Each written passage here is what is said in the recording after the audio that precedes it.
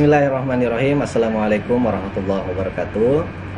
Alhamdulillah teman-teman, setelah beberapa bulan, video saya terakhir adalah hari terakhir saya di Qatar. Alhamdulillah sekarang sudah lebih 1 bulan di Indonesia. Sekarang saya di Makassar. Kemarin sebetulnya tempat tumbuh saya itu di Kabupaten Bone. Saya SD dan pesantren di sana.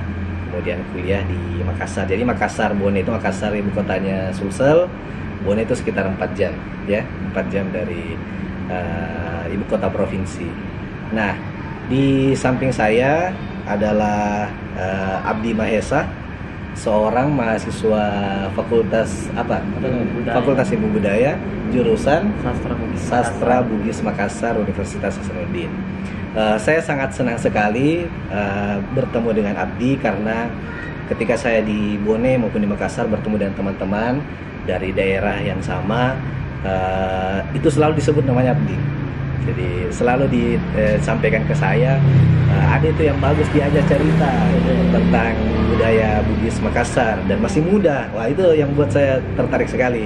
Jadi Abdi Mahesa ini selain aktif sebagai mahasiswa, itu di luar dari kegiatan kampus itu sangat aktif di kegiatan-kegiatan kebudayaan. Jadi bahasa ini mungkin Abdi adalah aktivis kebudayaan Bugis Makassar. Begitu.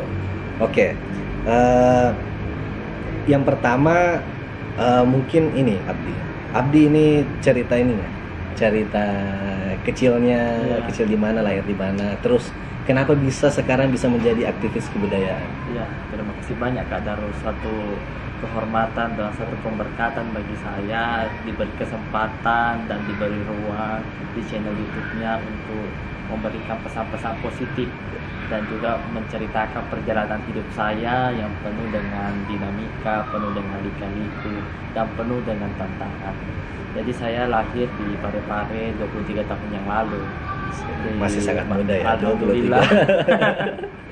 23 tahun yang lalu Kak Darul, saya besar di Bone dengan lahir di Parepare. Pada waktu itu terjadi peristiwa pelengseran Orde Baru, reformasi. Ibu saya waktu itu domisili di Baru pada waktu mengidapkan saya. Jadi pada waktu itu terjadi gejolak, kecamuk karena terjadi pergolakan politik yang memanas pada waktu Orde Baru itu. Sebenarnya saya ingin dibawa ke Makassar untuk ibu saya mau bersalin di Makassar, tapi kondisi Makassar pada waktu itu tidak begitu tenang dan terjadi pemberontakan, makanya saya dibawa ke Parepare. Dan saat itu sangat sulit sekali karena lengsernya Soeharto diganti oleh Habibie. Saya lahir di Parepare pada waktu Habibie menjadi presiden dan Habibie itu kelahiran Parepare juga. Mudah-mudahan itu sebuah pesan bagi saya bahwa ada inspirasi yang saya dapatkan. Lalu setelah itu bapak pindah ke Bone, ibu pindah ke Bone. Tapi orang tua orang Bone. Ibu saya orang Baru, bapak saya orang Bone. Saya dibesarkan dalam 2 tradisi keluarga yang berbeda. Ayah saya dengan tradisi kebudayaannya, tradisi kebangsawanan, membesarkan saya dalam tata krama dan juga budi pekerti secara kebudayaan.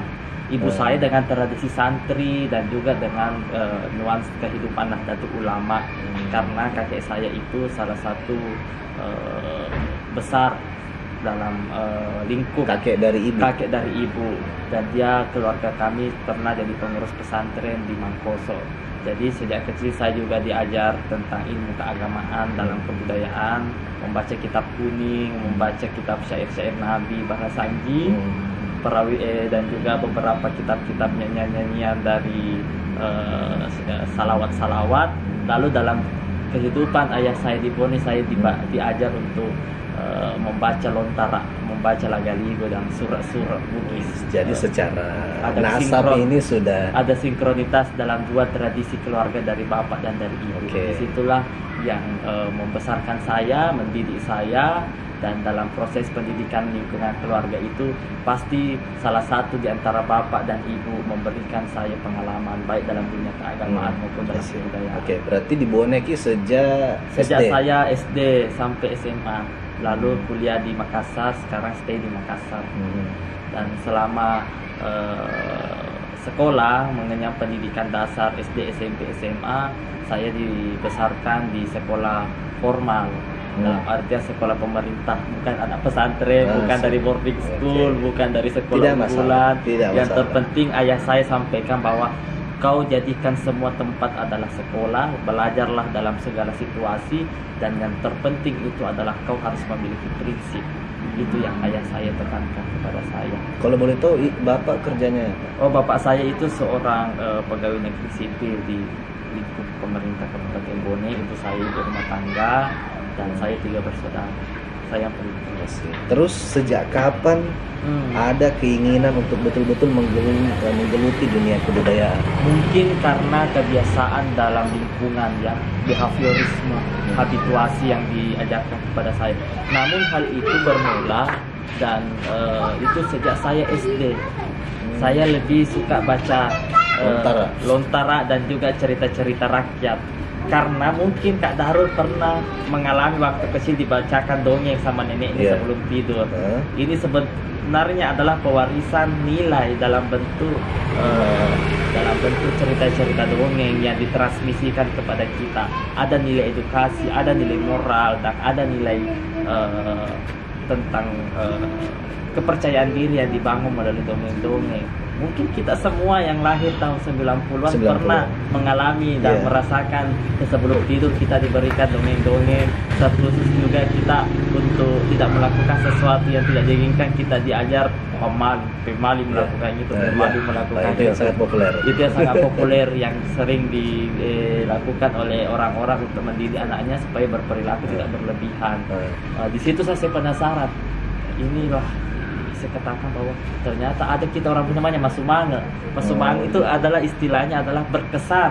Berkesan sekali kalau kita membaca dan kita melihat kisah-kisah dari orang-orang Bugis terdahulu yang dikenal jago, yang dikenal ule. Berarti itu kisah-kisah dari bapak. Kisah-kisah dari bapak dan saya dapatkan juga di buku-buku sekolah, di buku-buku pelajaran bahasa daerah saya dapatkan. Tapi dulu itu masih ada yang apa istilahnya dulu itu muatan lokal ya. Muatan lokal sampai sekarang masih ada. Masih ada sejak 2018 itu pemerintah Provinsi Selatan mewajibkan pendidikan bahasa daerah sampai SMA. Kenapa saya dengar dihapus? Itu yang paling ironis sekali karena muatan lokal itu yang harusnya diisi dengan kajian-kajian budaya, bahasa daerah, kok diisi sama olahraga sama bahasa Inggris. Di mana sisi lokalnya? Namanya saja muatan lokal, makanya kembali 2018 dan disitulah mulai pendidikan wajib bahasa daerah sampai SMA. Oke, berarti kita ini sejak masuk SMA jurusan apa? Saya ambil SMK Kak, SMK saya ambil jurusan pariwisata, lalu memang langsung ambil pariwisata. Setelah itu saya kuliah di jurusan sastra Bugis Makassar. Sebenarnya tidak linear, tidak ambivalen antar pariwisata dengan kebudayaan, karena pariwisata itu adalah pelayanan dan juga promosi. Sedangkan kebudayaan itu bukan layanan dan promosi, tetapi justru memelihara, merawat, mengembangkan, dan merestorasi. Jadi sebenarnya ini paradoks, karena pariwisata itu kadang menjadikan kebudayaan sebagai pasar. Dan sebenarnya budaya bukan tujuannya untuk pasar, tetapi bagaimana ini hadir sebagai sarana sosial, sarana menghubungkan masyarakat, dan memiliki peran sebagai pengikat dan pengontrol masyarakat. Itu sebenarnya Kak. Berarti memang waktu pemilihan jurusan langsung sastra Bugis? Sebenarnya tidak Kak. Kan dulu saya lulus SBMPTN. Pilihannya ada 3. Pertama saya pilih UI jurusan antropologi budaya. Yang kedua saya pilih UGM jurusan sastra Nusantara, sastra Jawa. Lalu pilih Unhas sastra daerah dan alhamdulillah lulus yang ketiga. Tapi itu beasiswa di yang jurusan itu?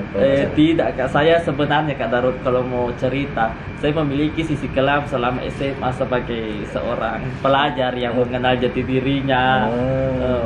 Kita hidup setelah kenakalan remaja, tidak pernah masuk sekolah, balapan liar, bolos segala macam, tawuran. Di situ saya mulai mengubah mindset saya sejak kuliah bahwa saya bersyukur diberikan kesempatan oleh Tuhan untuk membangun diri saya. Kalau saya tidak berubah dengan momen ini, kapan saya bisa? Makanya saya jadikan kuliah ini Kak Darul sebagai titik awal bagi perubahan hidup saya secara besar-besaran. Oke, berarti 2016. 2016. Di saat orang-orang, maaf Kak Darul ya, di saat orang-orang bimbel ya, bimbel itu saya tidak pernah ikut bimbel. Bimbel ujian nasional. Bimbel ini, bimbel SBMPTN. Orang ikut les, orang ikut semacam lembaga belajar. Saya tidak pernah ikut begitu. Karena saya SMK, saya angkatan pertama Kak. Saya tidak pernah membayangkan saya akan kuliah. Saya tidak pernah bayangkan. Saya tidak pernah bayangkan saat lingkungan teman saya itu adalah dalam tanda kutip adalah pemuda yang terbelakang dalam artian secara aktivitasnya tidak ada cerminan-cerminan orang moralitas Kak. Lalu diperhadapkan sama kadang saya merasa insecure lihat dari SMA yang maju di Bone, SMA boarding school, SMA modern. Saya terkadang insecure, kapan ya saya bisa begini, kapan ya saya bisa maju. Di situ saya mulai giat. Bahkan Kak Darul, saya lihat itu teks ujian SBMPTN itu yang dari tahun sebelum 3 hari sebelum ujian baru saya lihat ternyata susah sekali. Di situ saya mulai giat belajar dan alhamdulillah saya tidak nyangka saya lulus, dan saya percaya bahwa Tuhan memberikan saya jalan. Dan dari situlah saya harus merefleksi perjalanan saya, dan saya jadikan momen mahasiswa ini sebagai titik balik dalam kehidupan saya. Dan yang paling penting adalah saya terlahir dalam kapasitas bukan sebagai anak pintar, bukan sebagai anak berprestasi dari sekolah yang tidak begitu populer di Bone. Dan itulah yang menjadi ini, makanya saya memiliki visi misi bahwa saya harus menyampaikan kebudayaan bagi teman-teman yang kemarin setongkrongan saya, seperjalanan saya yang belum merasakan pendidikan, belum merasakan kebudayaan. Inilah tujuan saya. Berarti teman-teman itu yang di SMA, SMP, SMA, circle saya itu pasti nalihat berubah sekali. Berubah sekali. Di situ saya memulai mengubah arah pemikiran saya menjadi lebih pada hal-hal yang dianggap penting, karena saya pikir bahwa momen kuliah adalah Allah memberikan saya keselamatan di masa depan, dan itulah yang saya jaga baik-baik. Dan saya harus tetap tawadu, dan saya harus mengingat ke belakang bahwa saya ini bukan dari siswa yang pintar, siswa yang berprestasi, begitu Kak. Nah terus itu kan yang saya lihat kan waktu dikasih tahu Abdi Maes, saya mulai cari-cari, mulai stalking kan, lihat di media sosialnya, wah luar biasa. Setiap ada hari jadi Bone, Abdi ada di situ.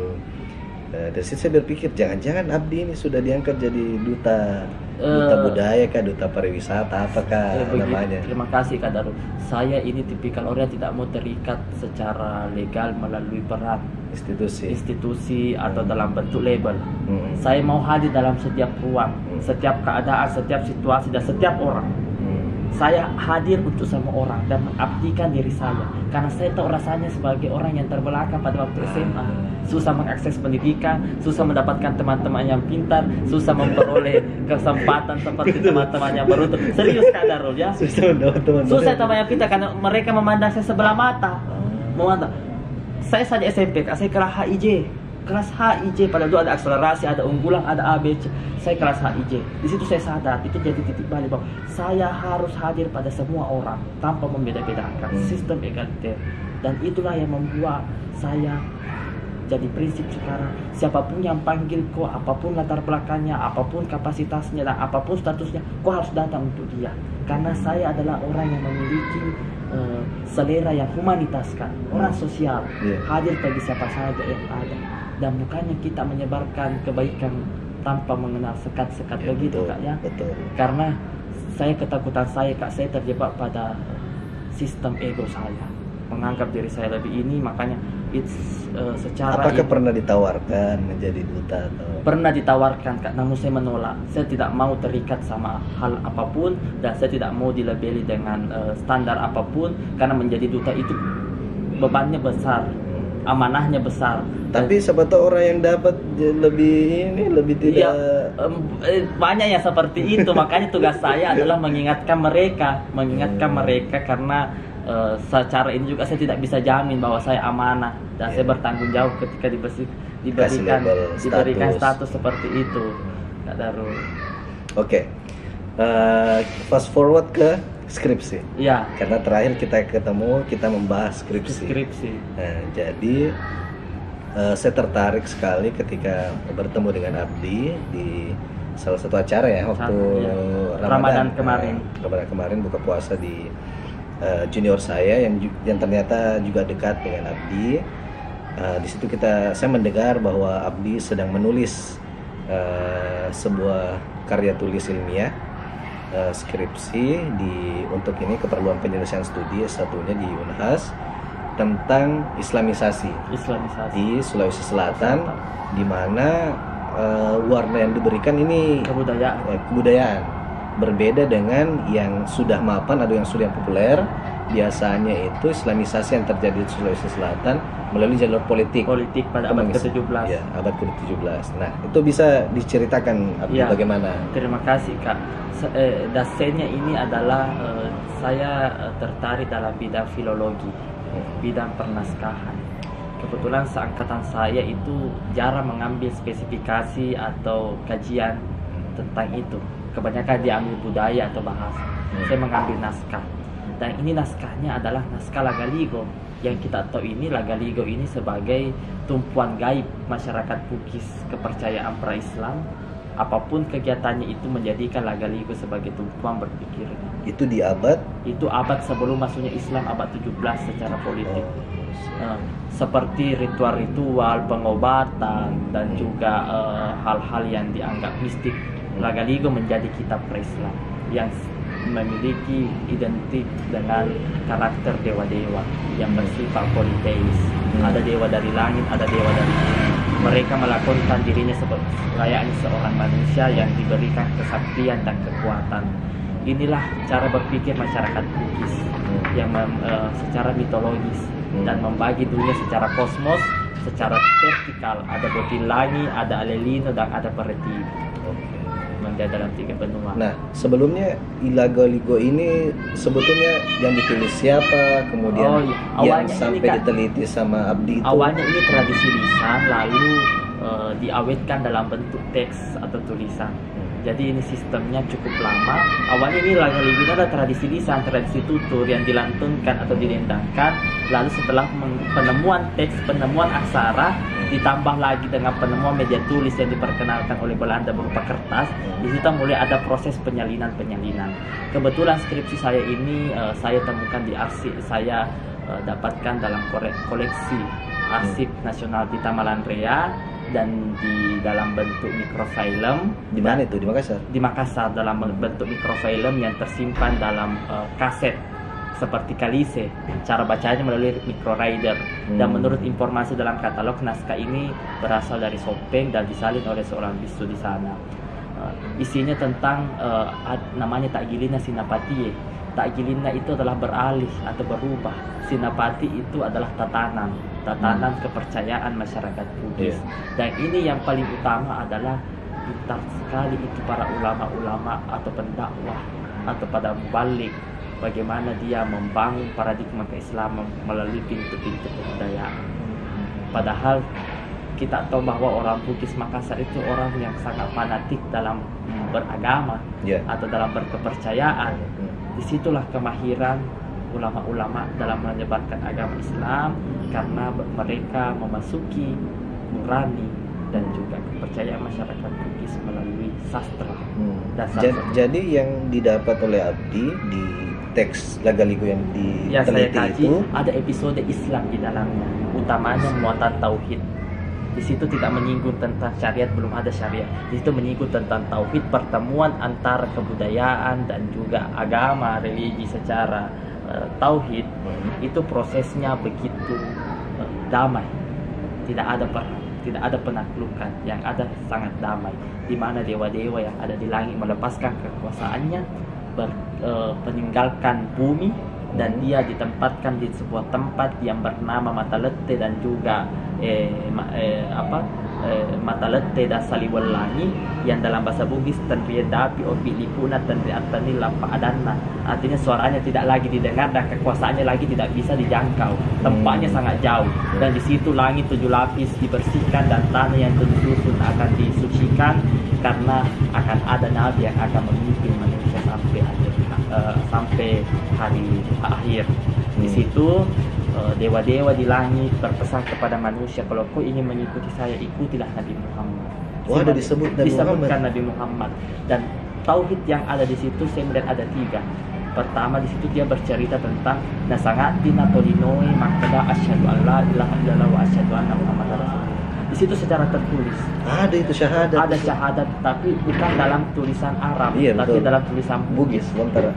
Nah, di situ asyhadu alla. Yang kedua itu ada formula atau istilah yang menarik namanya sifat 20. 10 nawarekengi patotoe 10 to nawarekengi datuk palingnya. Artinya ada 10 sifat dari patotoe dan ada 10 sifat dari datuk palingnya yang istrinya, yang itulah disebut dengan sifat 20. Sifat 20 itu adalah 20 sifat wajib Allah. Seperti kidam, Wujud, baka, kidam, wujud, baka, segala dan macam itu ada 20 seterusnya. itu. Dan yang ketiga itu adalah menyinggung kitab Purakani. Lontara Purakani. Lontara Purakani di sini adalah Al-Furqan. Disebut Purakani karena sistem pelafalan kita bersifat silabis, jadi tidak mengenal sistem konsonan pada akhir. Furqan, jadi Furqan. disebut dengan Purakani. Maksudnya Al-Quran. Furqan, pembeda. Iya, cocok nih. Pembeda. berarti. Al-Quran. Tapi Al-Quran juga di situ ada istilahnya disebut Al-Qurannya. Jadi saya menerjemahkan Purakani itu bukan Al-Quran tapi Al-Furqan.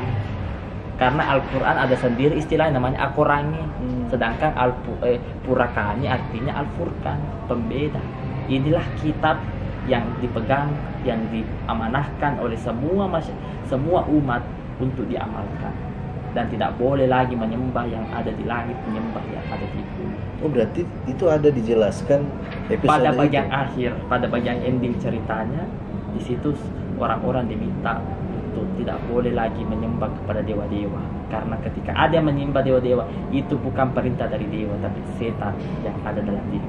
Wis, bagus sekali upaya ininya. Dan ini saya tidak melihat Terekam dengan jalan baik. ceritanya, tapi saya melihat adalah pola pikir, paradigma berpikir ulama-ulama yang mampu merasuki sastra dan jiwa mitologi orang Bugis. Berarti bisa jadi naskah itu ditulis oleh ulama.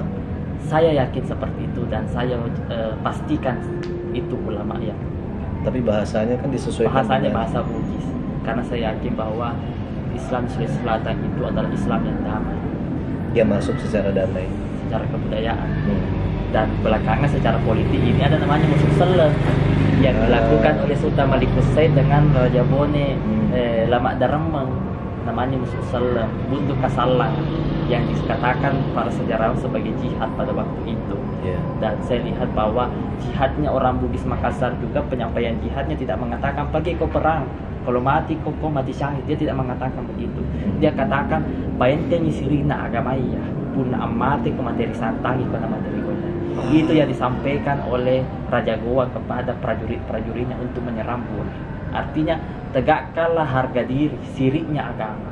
Kalau kau mati seperti manisnya gula dan gurihnya kelapa. Itulah konsep mati syahidnya orang Bugis. Itu yang dipakai konsep jihad untuk memerangi Bone yang pada waktu itu belum menerima Islam. Berarti secara politik. Yang saya dapat, yang saya garis bawahi di situ Abdi, bahwa siri itu didampingkan dengan keimanan.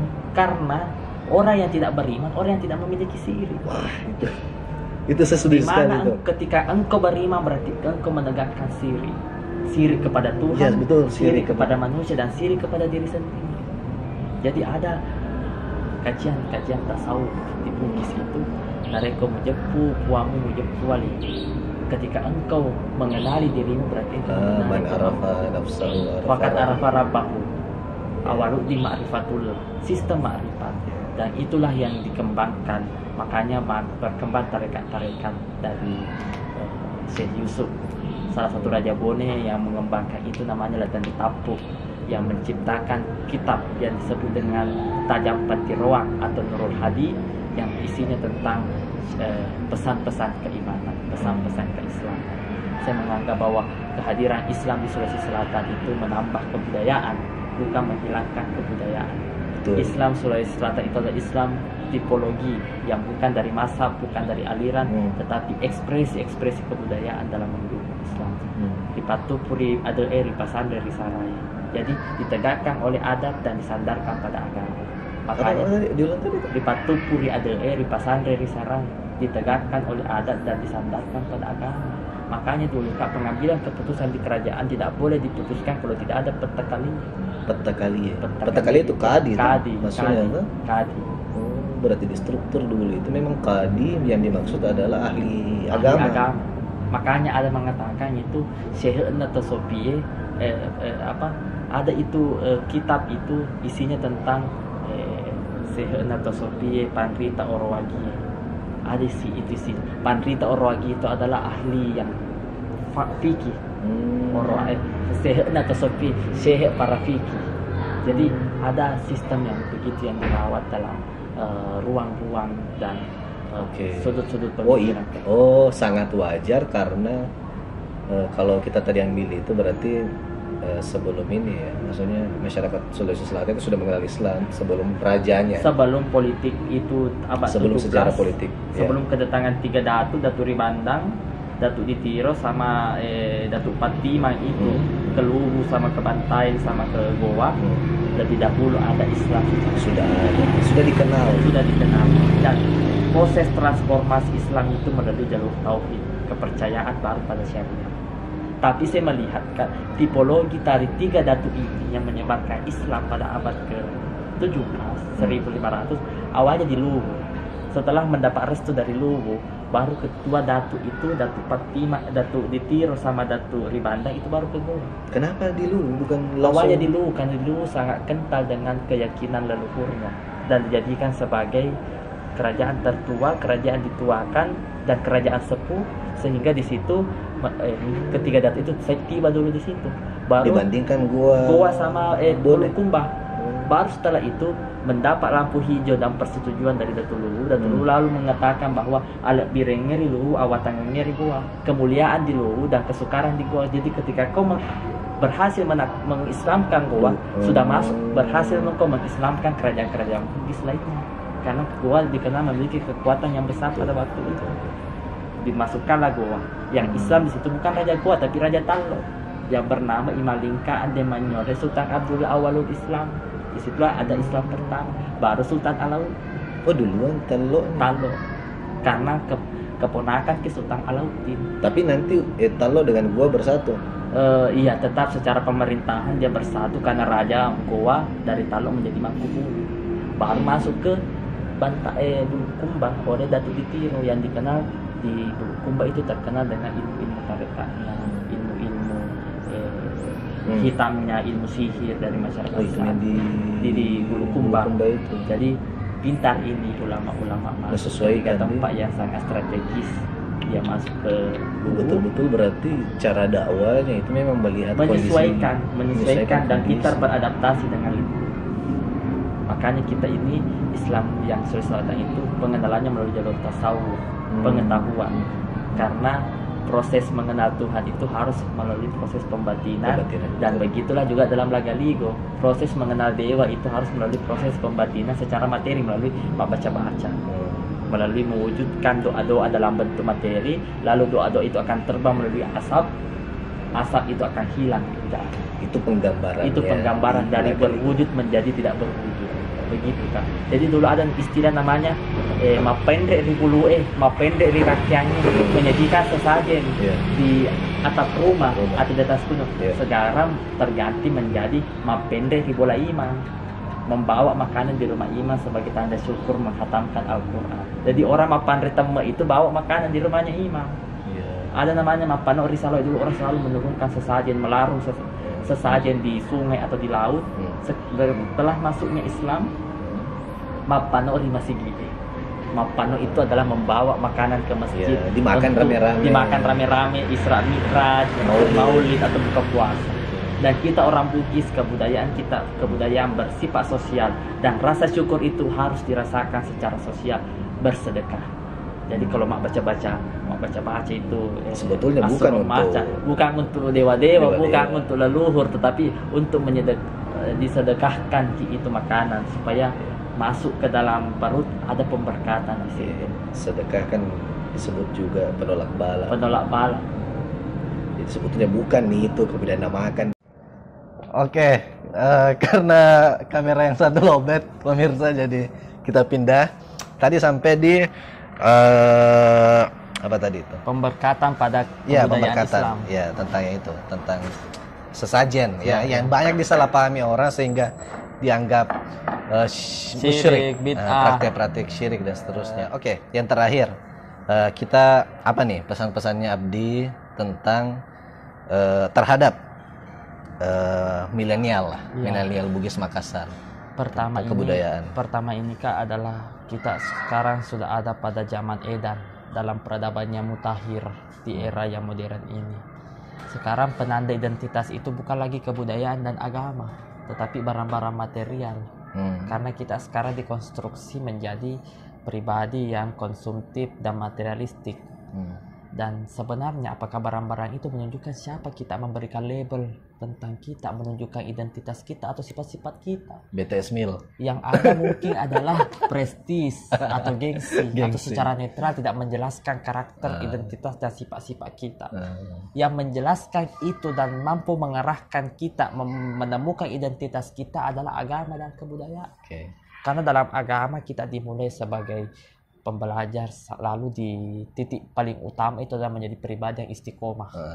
Dalam kebudayaan pun seperti itu. Kita dulu disuruh mengenal siri.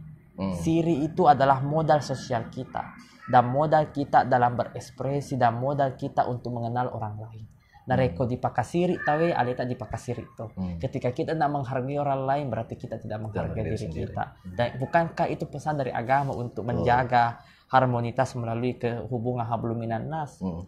Dan dari situlah saya katakan bahwa marilah kita menjadi individu yang memiliki identitas. Identitas itu dibentuk melalui agama dan kebudayaan. Karena saya dalam hal kebudayaan Kak, dalam kebudayaan diolah nilai-nilai, moralitas, norma, etika, dan estetika. Ketika kita menjadi pribadi yang ingin berbudaya, milikilah nilai, milikilah norma, taatilah moral, beraktivitas dengan etika, dan menjadilah pribadi yang memiliki estetika dalam setiap pemikiran dan tindak tutur kita. Yang paling utama itu kepada anak muda adalah budaya hari ini adalah budaya global yang menghantam, melahap dan memberangus budaya-budaya lokal.